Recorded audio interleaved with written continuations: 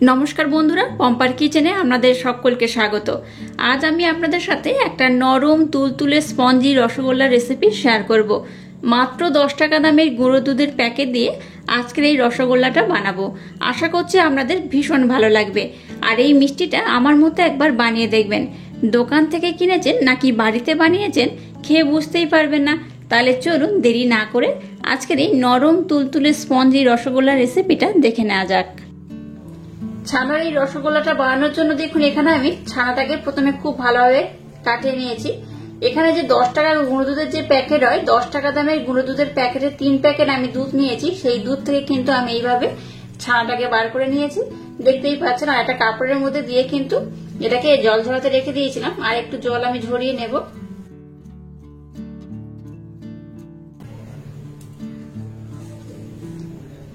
এবার দেখুন একটা আমি থালা নিয়ে নিয়েছি আর জলটাকে আমি খুব ভালোভাবে ঝরিয়ে নিয়েছিলাম। এই দেখুন ছানাটাকে এবার নিয়ে নেব।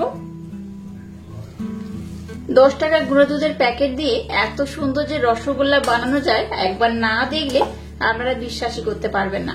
তা আমি এখানে 10 টাকা দামের যে গুঁড়ো দুধের প্যাকেট হয় তার 3 প্যাকেট দুধ এখানে আমি ব্যবহার করেছি। আপনারা চাইলে কিন্তু একটু কম বেশি করে ব্যবহার করতে পারেন। এবার এই ছানাটাকে কিন্তু খুব সুন্দর ডলে ডলে মেখে নিতে হবে। ছানাটা যত ভালোভাবে মাখাবেন এই রসগোল্লাগুলো কিন্তু ততটাই স্পঞ্জি হবে, ততটাই সুন্দর হবে। এটাকে এইভাবে খুব সুন্দর করে কিন্তু মেখে নিতে হবে। এটা দেখুন এখন এই ঝুড়ো ঝুড়ো অবস্থায় রয়েছে, কিন্তু এটাকে যখন মাখবেন তখন বুঝতে পারবেন যে একদম কিন্তু নরম হয়ে যাবে আর একদম মোলায়েম হয়ে যাবে। এটাকে 7 থেকে 10 মিনিট সময় দিয়ে কিন্তু খুব সুন্দর করে মাখাতে হবে। আচ্ছা, এখানে একটা কথা জানিয়ে রাখি, অনেক সময় দেখবেন এইভাবে মাখাতে মাখাতেও দেখবেন যে একদম খুব সুন্দর করে মাখা হয় না, অনেকটা ডলা পাকানো অংশ থাকে বা এরকম ঝুড়ো ঝুড়ো হয়ে থাকে। তখন যদি মনে হয় যে ছানাটা একটু শুকনো রয়েছে তাহলে কিন্তু এখানে একটু জলও ব্যবহার করতে পারেন। তবে এইভাবে একটু খুব সুন্দর করে ডলে ডলে মাখাতে মাখাতে দেখবেন ছানাটা বেশ নরম হয়ে যাবে। এইভাবে কিন্তু ছানাটাকে হাত দিয়ে খুব সুন্দর করে মেখে নিতে হবে। এটাকে দেখুন এইভাবে কিন্তু খুব সুন্দর করে ডলে ডলে মাখাতে হবে। এই দেখুন এইভাবে মাখালে খুব সহজে আর খুব তাড়াতাড়ি কিন্তু এটা মাখা হয়ে যাবে। দেখুন ছানাটাকে কিন্তু ডলে ডলে আমি খুব সুন্দর করে মেখে নিয়েছি, দেখতেই পাচ্ছেন একদম কিন্তু নরম মোলায়েম তুলতুলে হয়ে গেছে। এই দেখুন আগে থেকে দেখুন একদম চেঞ্জ হয়ে গেছে, দেখে বুঝতেই পাচ্ছেন। এবার দেখুন এখানে এই চামচের হাফ চামচ আমি ময়দা দিয়ে দেব।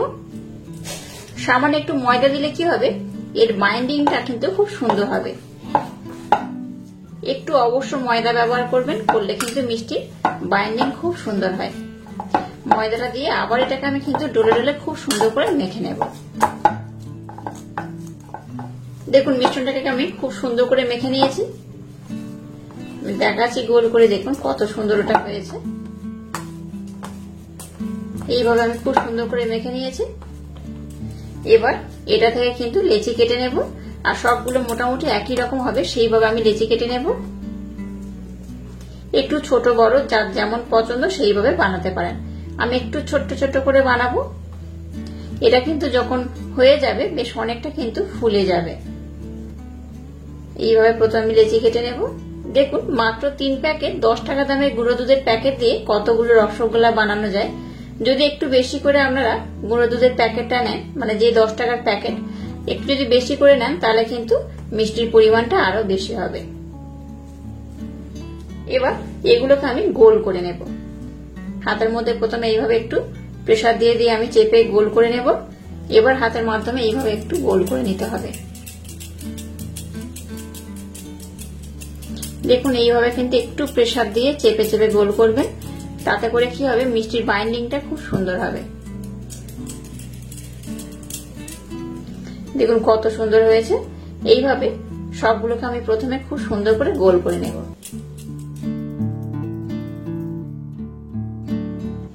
এবার দেখুন গ্যাসটাকে জ্বেলে দিয়ে একটা কড়া বসিয়ে দিয়েছি, কড়াইয়ে গরম করে নিয়েছি। এবার এর মধ্যে দিয়ে দেবো এই বাটি মাপ করে 1 বাটি চিনি। এবার ওই বাটি মাপ করে এখানে আমি 3 বাটি জল দিয়ে দেব। রসগোল্লার শিরা বানানোর জন্য কিন্তু জলের পরিমাণটা একটু বেশি লাগে। এবার গ্যাসের ফ্লেমটাকে মিডিয়াম টু হাই দিয়ে শিরাটাকে একটু আমি ফুটিয়ে নেব। আচ্ছা, এই যে চিনি শিরাটা এখানে বানাচ্ছি এটা কিন্তু একটা দুতার হলে যেমন হয় বা চিটচিটে হলে যেমন হয় সেই রকম কিন্তু বানালে হবে না। জাস্ট এই চিনিটাকে জলের সাথে মেল্ট করে একটু ফুটিয়ে নিলেই হবে। রসগোল্লা শিরা কিন্তু সবসময়ের জন্য একদম পাতলা হবে, তবেই রসগোল্লাগুলো কিন্তু একদম পারফেক্ট হবে। তো যাই হোক, চিনিটাকে আমি জলের সাথে মেল্ট করে একটু ফুটিয়ে নেব। দেখুন সমস্ত মিষ্টিগুলোকে আমি বানিয়ে নিয়েছি আর শিরাটাকেও বসিয়ে দিয়েছি, দেখতে পেয়েছেন। যে যাই হোক, শিরাটাকে বসিয়ে দিয়েছি আর রসগোল্লাগুলো কিন্তু আমি খুব সুন্দর করে শেপ দিয়েছি। আপনারা চাইলে কিন্তু একটু দুধের পরিমাণ বেশি নিয়ে একটু বেশি করে মিষ্টি বানাতে পারেন। দেখুন চিনিটাকে জলের সাথে মেল্ট করে নিয়েছি আর একটু আমি জাল দিয়ে নিয়েছি। ঘন একদম করার দরকার নেই, এরকম পাতলা শিরা হবে। রসগোল্লার স্মেলটা যাতে সুন্দর হয় তার জন্য দেখুন একটু এলাচ আমি একটা দিয়ে দেবো। একটা এলাচ মুখ চিরে আমি দিয়ে দিলাম আর একটা নিয়েছি দেখুন দারুচিনি, অল্প একটু আমি এখানে দিয়ে দেব। সেন্টটা কিন্তু খুব সুন্দর হবে। এবার দেখুন যেগুলো রসগোল্লা শেপ দিয়েছি সেগুলো শিরার মধ্যে আমি দিয়ে দেব।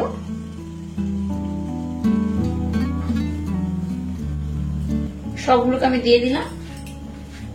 এবার এটাকে এইভাবে একটু নাড়িয়ে চাড়িয়ে নেব।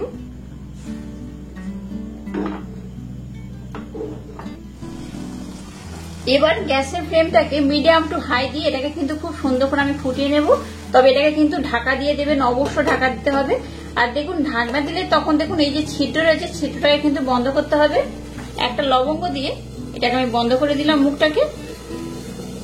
এবার মাঝে মাঝে এটাকে কিন্তু ধরে এইভাবে একটু নাড়িয়ে চাড়িয়ে নেবো। নিলে কি হবে, মিষ্টিগুলো কিন্তু একদম গোল থাকবে। এইভাবে আমি 10 থেকে 15 মিনিট খুব ভালোভাবে কিন্তু ফুটিয়ে নেব। আর মাঝে মাঝে একটু এরকম নাড়াচাড়া করে নেব, তাতে করে মিষ্টিগুলো একদম গোল থাকবে। আমি 10 মিনিট পর আপনাদের দেখাচ্ছি। দেখুন এটা কত সুন্দর হয়েছে। এই দেখুন কত ছোট ছোট বানিয়েছে আর কত বড় বড় হয়ে গেছে। এই দেখুন ফুলে, দেখতেই পাচ্ছেন কত সুন্দর হয়েছে, বেশ বড় বড় হয়ে গেছে। এই দেখুন অবশ্য আমার মতো এইভাবে গুঁড়ো দুধ দিয়ে ছানার মিষ্টিটা বানিয়ে দেখবেন, খুব সুন্দর হয়। প্রত্যেকটা মিষ্টি দেখুন ফুলে কিন্তু ডবল হয়ে গেছে। এই দেখুন ফুলে একদম ডবল হয়ে গেছে আর বেশ নরম হয়ে গেছে। এবার আমি গ্যাসটাকে বন্ধ করে দিলাম। এবার আমি মিষ্টিটাকে এই শিরার মধ্যে কিন্তু কিছুক্ষণ রেখে দেব। আমরা যদি চান ওভারনাইটের জন্য কিন্তু এখানে রেখে দিতে পারেন। ওভারনাইটের জন্য রেখে দিলে মিষ্টিগুলোর মধ্যে খুব সুন্দর করে কিন্তু এই শিরাটা অ্যাবজর্ব করবে। এবার এটাকে আমি ঢাকা দিয়ে আধা ঘন্টার জন্য রেখে দেবো। আধা ঘন্টা পর আমি আমাদের দেখাচ্ছি মিষ্টিগুলো কত সুন্দর হয়েছে। মিষ্টিগুলোকে আমি খুব সুন্দর করে ঠান্ডা করে নিয়েছি। এবার দেখাচ্ছি দেখুন কত সুন্দর হয়েছে।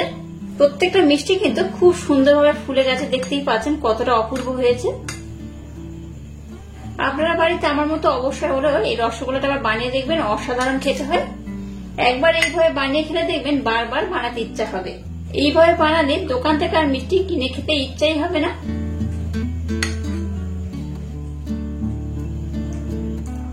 দেখুন সব মিষ্টিগুলোকে কিন্তু এই পাত্রের মধ্যে আমি সার্ভ করে নিয়েছি আর কত সুন্দর হয়েছে। দেখুন আমি একটা দেখাচ্ছি এর মধ্যে কতটা রস। এই দেখুন দেখতেই পাচ্ছেন কতটা রস অ্যাবজর্ব করেছে। আর এইভাবে যখন এটাকে ছেড়ে দেবেন তখন দেখবেন অটোমেটিক ফুলে যাবে। এই দেখুন কত সুন্দর হচ্ছে। আমি আরেকটা দেখাচ্ছি। দেখুন মিষ্টিগুলো কিন্তু খুব সুন্দরভাবে রসটাকে অ্যাবজর্ব করেছে। এই দেখুন অবশ্য বাড়িতে আমার মতো একবার হলো ট্রাই করবেন, আশা করছি আপনাদের ভীষণ ভালো লাগবে। আমি একটা চামচে করে একটু রস নিয়েছি আর দেখাচ্ছি। দেখুন এই রসটাকে দেখুন এইভাবে নিগড়ে নিলাম। এটা এতটা সফট, এতটা নরম তুলতুলে হয়, দেখবেন দোকান থেকে রসগোল্লা কিনে খেতে ইচ্ছাই করবে না। আবার এই রসগোল্লাটা যদি এই শিরার মধ্যে দিয়ে দেন অটোমেটিক কিন্তু এটা ফুলে যাবে। চিনির শিরাটাকে কিন্তু খুব সুন্দর করে অ্যাবজর্ব করে নেবে। এই দেখুন আবার কিন্তু কত সুন্দর হয়ে ফুলে যাচ্ছে। এই দেখুন আর এইভাবে যদি বাড়িতে একদম ইউনিক স্টাইলে এই মিষ্টিটা বানানো যায় এতটা কম উপকরণ দিয়ে আর খুব কম সময়, তাহলে দোকান থেকে আর কিনে খাওয়ার কিন্তু দরকার পড়ে না। অবশ্য বাড়িতে আমার মতো একবার হলো ট্রাই করবেন, আশা করছি আপনাদের ভীষণ ভালো লাগবে। আজকের এই ইউনিক স্টাইলে রসগোল্লা রেসিপিটা যদি আপনাদের ভালো লাগে তাহলে চ্যানেলটাকে লাইক, শেয়ার, কমেন্ট এবং সাবস্ক্রাইব করবেন আর পাশে থাকা বেল আইকনটা প্রেস করে দেবেন। তাহলে টাটা, আবার দেখা হচ্ছে নতুন কোনো রেসিপি নিয়ে।